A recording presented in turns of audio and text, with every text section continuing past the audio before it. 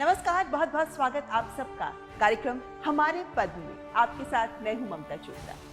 हमारे देश में ऐसे कई बिरले जन हैं जो अपने कार्यों से देश में ला रहे हैं सकारात्मक बदलाव, जिनका अपनी जड़ों से जुड़ाव, अपनी संस्कृति से लगाव और इसे आने वाली पीढ़ियों के लिए संरक्षित करने के प्रयास बेहद सराहनीय है। और इसीलिए तो वे हैं हमारे पद्म, क्योंकि वक्त बदल चुका है और अब जन साधारण के असाधारण कार्यों को भी पहचान मिल रही है और देश को मिल रहे हैं हमारे पद्म। कितने खूबसूरत है ना ये मुखौटे। फिर बात चाहे हम इन मुखौटों की करें या फिर पपेट्स यानी पुतुल की, हमारे देश में इनकी विविधता बहुत अधिक है, लेकिन वक्त के साथ इन्हें सहेजना भी बेहद महत्वपूर्ण है। ऐसे कलाकार भी हैं हमारे देश में जो अपना पूरा जीवन इस पुतुल कला को ही समर्पित कर चुके हैं, जैसे गुजरात के अहमदाबाद के 91 वर्षीय पुतुल कलाकार महिपत कवि।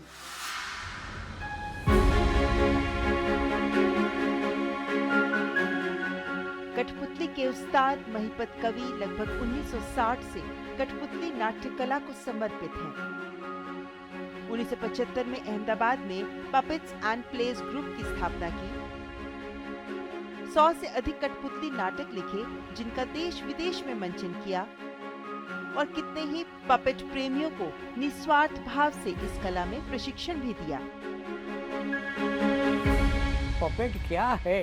पपेट उसके नाटक का पात्र है।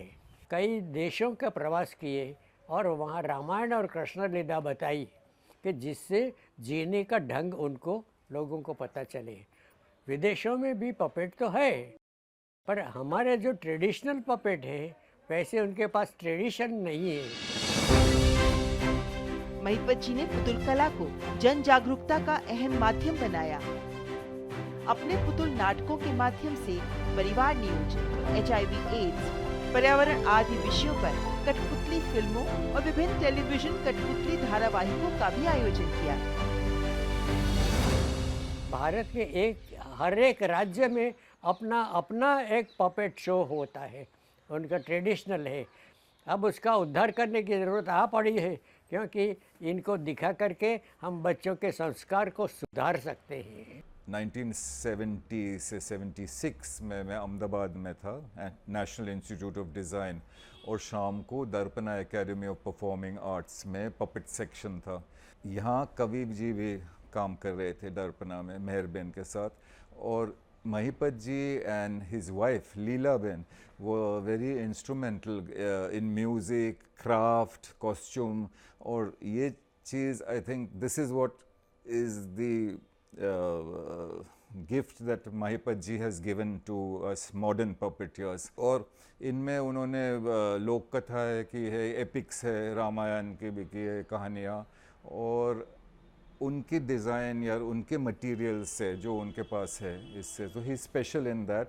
और वी आर वेरी हैप्पी, बहुत ही खुश है कि it's over due, 91 years old and he got the Padma award, so that is very good। Putul कला अत्यंत प्राचीन कला है। 400 ईसा पूर्व पाणिनि के प्रसिद्ध ग्रंथ अष्टाध्यायी में भी पुतुल नाटक का उल्लेख मिलता है। इसे लोक नाट्य की ही एक शैली माना गया है जो कई कलाओं का मिश्रण है, जिसमें लेखन, नाट्य कला, चित्रकला, वेशभूषा, मूर्ति कला, काष्ठ कला, वस्त्र निर्माण कला, रूप सज्जा, संगीत, नृत्य आदि सब सम्मिलित हैं। बदलते दौर में इस प्राचीन कला को सपरिवार आगे बढ़ा रहे हैं महिपत कवि। पुतुल नाट्य कलाकार महिपत कवि को पद्मश्री पुरस्कार के लिए हार्दिक बधाई।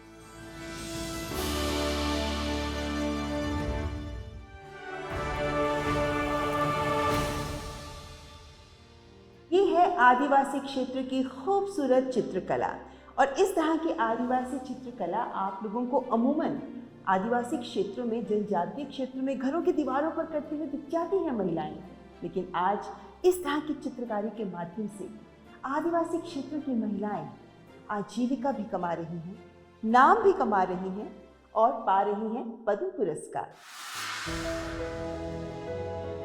मध्य प्रदेश के उमरिया के एक छोटे से गांव लोढ़ा की रहने वाली जोधैया बाई बैगा 83 वर्ष की उम्र में भी उनके हाथ कैनवस पर खूबसूरत चित्रों को उकेर रहे हैं। विलुप्त होती बैगा चित्रकला को विश्व स्तर पर पहचान दिलाने वाली जोधैया बाई का जीवन दुखों से भरा रहा है।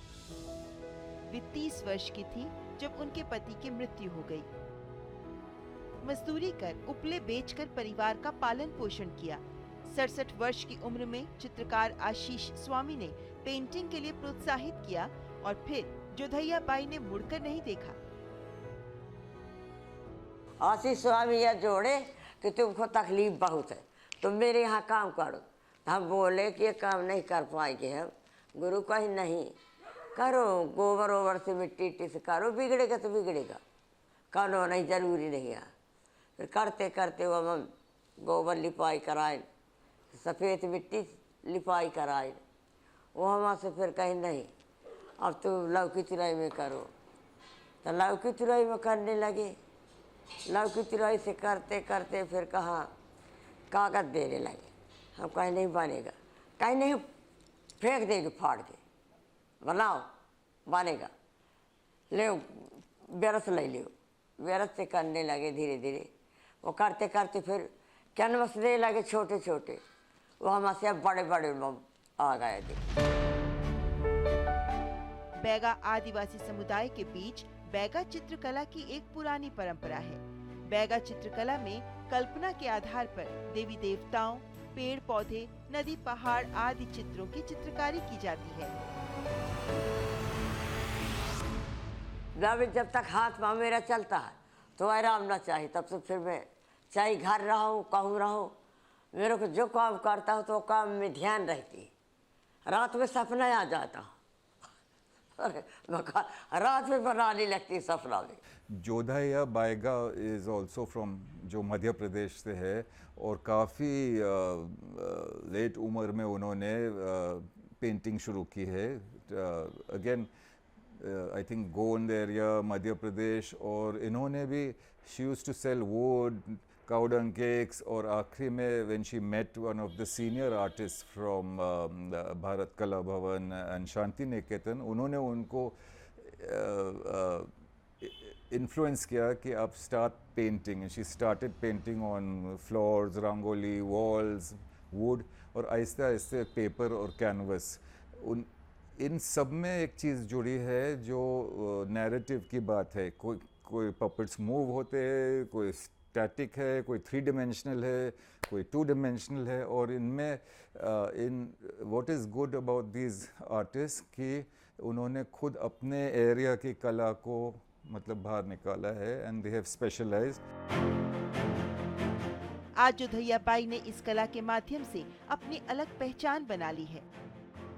जोधैया बाई आज युवा पीढ़ी को भी इस ट्राइबल आर्ट से रूबरू करा रही हैं। आदिवासी चित्रकार जोधैया बाई को पद्मश्री पुरस्कार के लिए हार्दिक बधाई।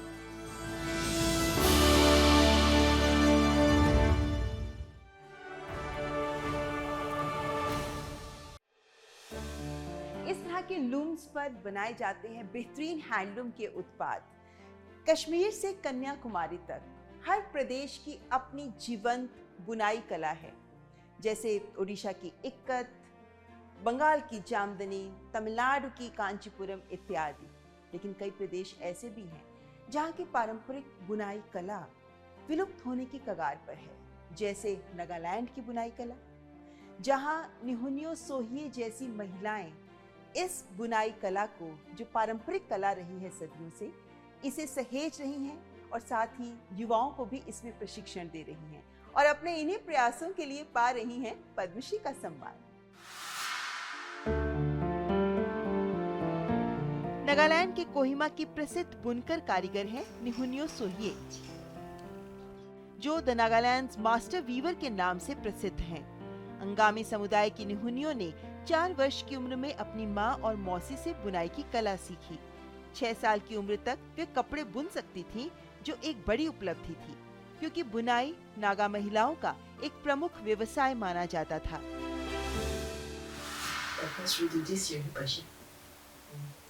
My first man, thank you. Nothing in the man, but coming by the ship, could be Guaduna, Aromala, Antigua man, Cosi man, thank you.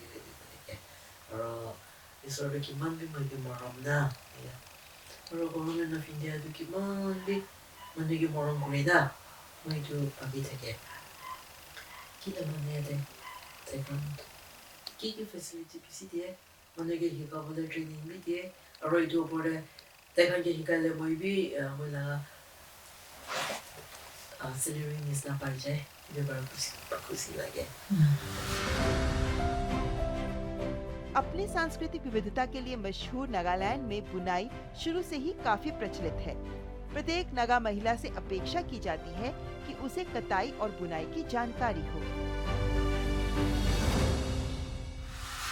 Mula ma to kapur bane thige to mo gi suta mira mula start hoye na 4 years nisna bara start korea su bishe.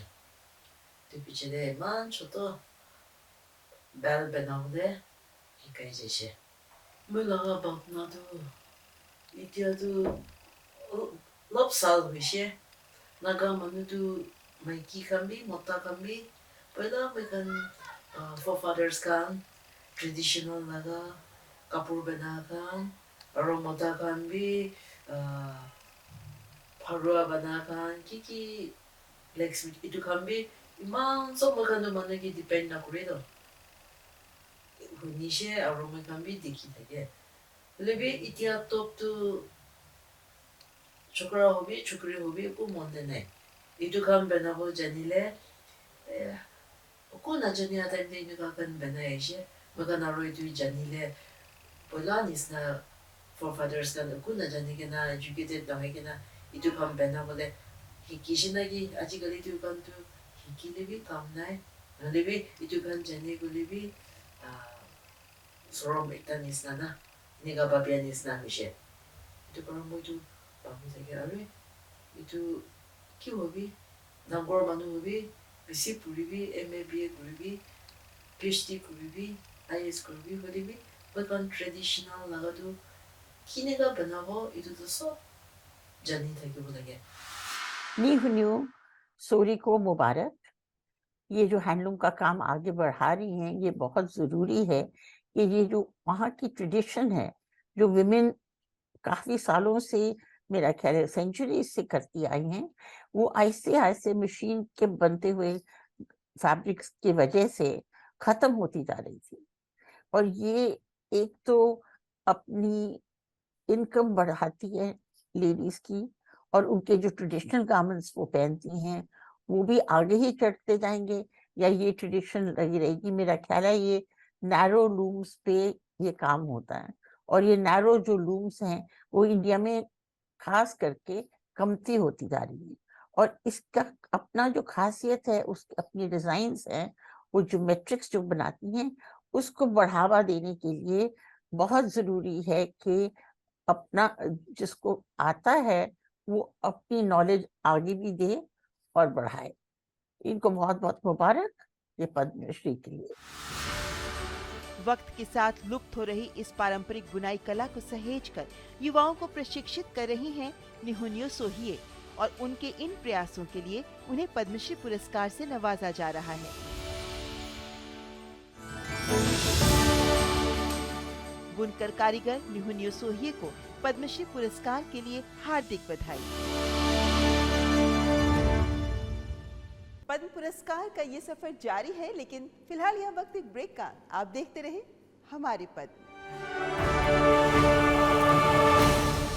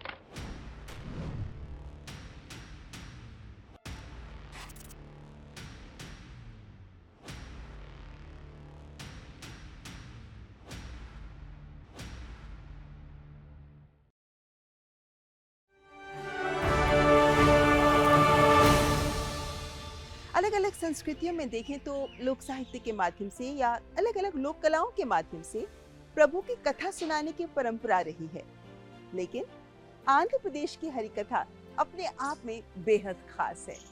ये बहुत प्राचीन परंपरा है जिसे पिछले 80 सालों से कोटा सच्चिदानंद शास्त्री आगे बढ़ा रहे हैं और वो ऐसे पहले हरि कथा कलाकार हैं जिन्हें दिया जा रहा है पद्मश्री का सम्मान।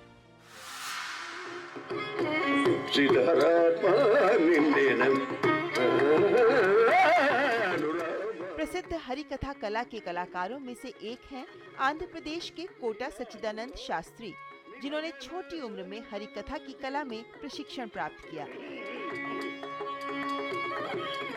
केवल तीसरी कक्षा तक शिक्षा प्राप्त शास्त्री जी की भाषा पर बहुत मजबूत पकड़ है, जिसने उन्हें कला में प्रसिद्ध बना दिया और वे पिछले 80 वर्षों से इस कला को आगे बढ़ा रहे हैं। స్టేజీ మీదనే మా ఇండ్లలో జరిగే శుభకార్యాల్లో ఇది ఒక స్మాల్ ప్రోగ్రామ్గా చెప్పాను. ఆ తర్వాత మా నాయనగారు పోయేటప్పటికి నాకు 14 ఏడే. వారు పోయిన తర్వాత నాకు ఏ చదువు లేదు, సంస్కారం లేదు, ఏం రాదు. అందుకని ఇది ఒక చిన్న వృత్తిగా 4 మాటలు చెప్పడం మొదలెట్టాను. తర్వాత ఏమీ రాదు, ఎక్కడ నేర్చుకోలేదు. కానీ సినిమాలు అవి చూడడం, లేదా నాటకాలు చూడడం, బుర్రకథలు వినటం, ఇలాంటివన్నీ చేస్తూ ఉండి ఊరికే యాచించడం బాగుండదు కదా అని ఏదో వ్యాపకంగా 4 మాటలు చెప్పి 4 పాటలు పాడి చెప్పేవాడు.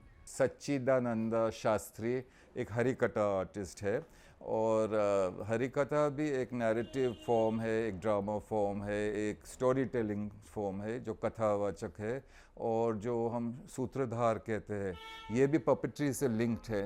ये शब्द ही सूत्रधार, जो हु होल्ड्स द स्ट्रिंग्स, जिसके हाथ में धागे है या सूत है, comes from may be string puppets, but ये कथाकार है और नरेटर बोला जाता है अंग्रेज़ी में थिएटर का। सो पूरी जो आर्ट फॉर्म्स जो है इन सम वे इज़ रिलेटेड, जो पेंटिंग है या थिएटर है, डांस है, पपेट्री है, ये सब चीज़ें कहीं ना कहीं एक मेल मिलता है। हम लोग आजकल उनको एक अलग अलग डब्बे में डाल देते हैं कि this is dance, this is puppetry, this is painting, but मूल चीज़ जो है, जो कहानी किस तरह हम कह सकते हैं, और ये डायरेक्टर या आर्टिस्ट के ऊपर है। एक आर्टिस्ट पपेटियर हो सकता है, एक कलावाचक मतलब पेंटर हो सकते हैं, कोई स्कल्प्टर, कोई नाटक कर सकते हैं।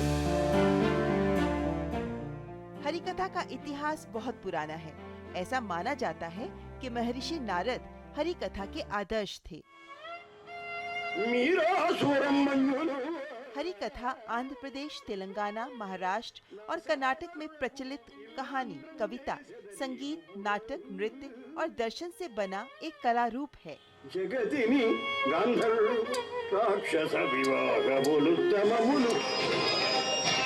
प्राचीन समय में हरि कथा मनोरंजन की एक लोकप्रिय लोक कला थी, जो शैक्षिक और धार्मिक मूल्यों को जन जन तक पहुंचाने का माध्यम थी।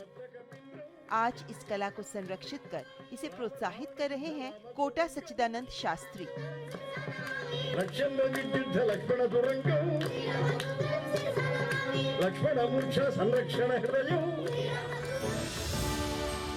हरि कथाकार कोटा सच्चिदानंद शास्त्री को पद्मश्री पुरस्कार के लिए हार्दिक बधाई।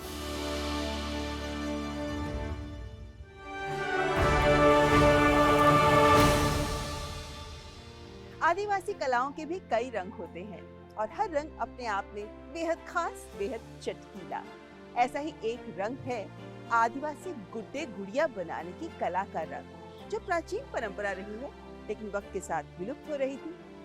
मध्य प्रदेश के झाबुआ के रमेश परमार और शांति परमार वो दंपति हैं जो आज के दौर में इस प्राचीन कला को आगे बढ़ा रहे हैं और पा रहे हैं पद्मश्री का सम्मान।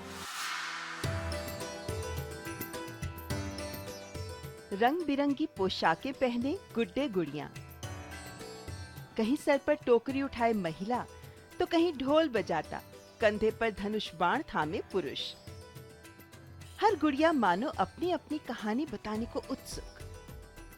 इस आदिवासी हस्तशिल्प कला को सहेजकर आगे बढ़ा रहे हैं रमेश परमार और उनकी पत्नी शांति परमार। जेब में पैसे नहीं थे तो लोगों से कतरने मांग मांग कर आदिवासी गुड्डे गुड़िया बनाने का काम शुरू किया। हाथ से ही गुड्डे गुड़िया उनके छोटी छोटी पोशाकें आदि तैयार करते हैं। 30 सालों से आदिवासी अंचल झाबुआ की लोक संस्कृति के प्रतीक आदिवासी गुड्डे गुड़िया बनाने की लोक कला को जीवित रखने के प्रयासों के लिए ये हस्तशिल्प दंपत्ति प्राप्त कर रहे हैं पद्मश्री पुरस्कार का सम्मान।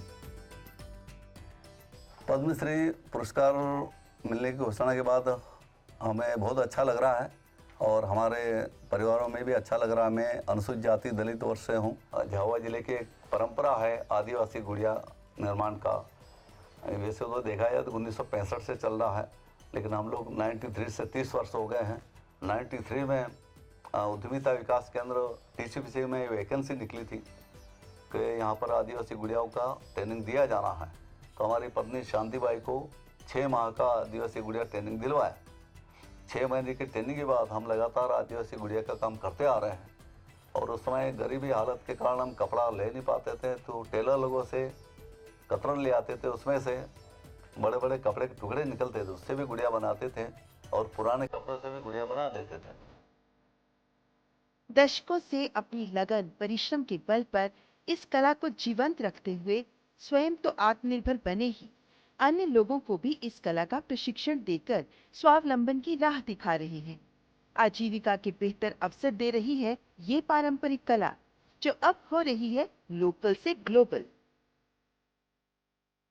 हम भी चाहते हैं कि बेरोजगार लोग भी इसमें आगे आएं ऐसा, और इसलिए हमने हमारी पत्नी को आदिवासी गुड़िया का प्रशिक्षण दिलवाया था। आदिवासी गुड़िया बनाना हैंडीक्राफ्ट से अन्य हैंडीक्राफ्ट अपन बनाते हैं, उसकी काफ़ी डिमांड है। जैसे हम उदाहरण के लिए बाग में जो बाग प्रिंट कपड़ा है उसकी काफ़ी डिमांड है, और इसी तरह से हमारे झाबुआ जिले में आदिवासी गुड़िया की भी काफ़ी डिमांड है। अभी हम एक बार अहमदाबाद जो अंतरिक्ष अनुसंधान एकांश जहाँ पर रॉकेट बनाए जाते हैं, वैज्ञानिक लोग रहते हैं, वहाँ प्रफुल्ल भावसार जी ने बुलाए थे। वहाँ पर हमारी 2.5 घंटे में सारी गुड़ियाएँ बिक गई। हमारी गुड़ियाएँ शारजाह है, दुबई है, जर्मनी तक गई है।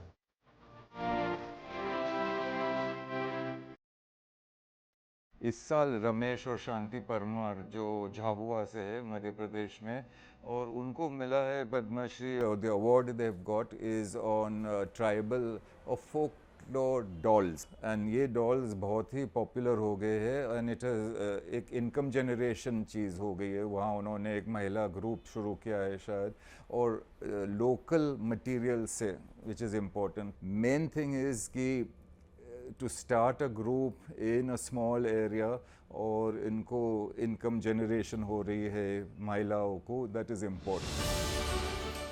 आदिवासी गुड़िया हस्तशिल्प का कभी केवल भील और भिलाला अनुसूचित जाति द्वारा अभ्यास किया जाता था, लेकिन आज झाबुआ में ये कला सभी समुदाय के लोगों के लिए रोजगार के अवसर पैदा कर रही है।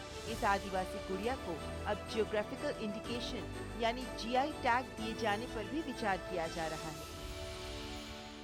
खानदानी एक हैंडीक्राफ्ट हो गया। अब मेरे बाद हमारे लड़कों को बनाना है।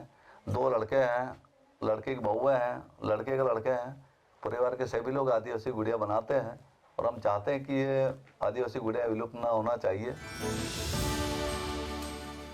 हस्तशिल्पकार रमेश परमार और शांति परमार को पद्मश्री पुरस्कार के लिए हार्दिक बधाई।